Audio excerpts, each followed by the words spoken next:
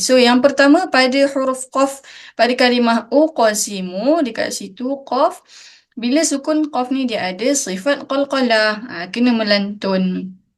Bila kat sini kat tengah-tengah, so qaf tu jadi qalqalah sughra. Okey. Dan dekat hujung sekali tu, hujung ayat jadi qalqalah kubra. Okey, tapi dia punya lantunan sama sahaja. Apa maksud sama sahaja? Tak boleh tambah hamzah, tak boleh berat-beratkan, okey, ataupun bunyi macam baris. Okey, contoh kita dengar tak boleh tambah hamzah. Uqsi, uqsi, nampak ada bunyi hamzah kat belakang.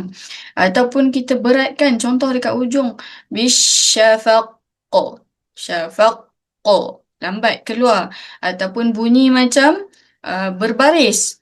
Uqasimu, bisyafaq, nampak syafaq, macam baris atas. Okay, kena ingat qalqalah dia tidak bunyi baris.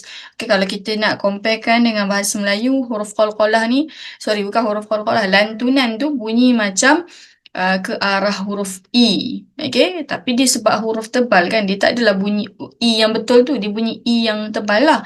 Dia bukan uqa, bukan uqa, tapi uqo, uqo. Syafaqu, bukan syafaq. Jangan senyum, okay? Jangan senyum.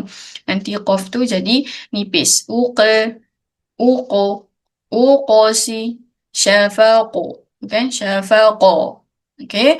Hati-hati qalqalah. Yang pertama tadi ingat balik apa? Jangan bunyi hamzah kat belakang. Jangan berat-beratkan. Dan jangan bunyi seperti baris. Okay?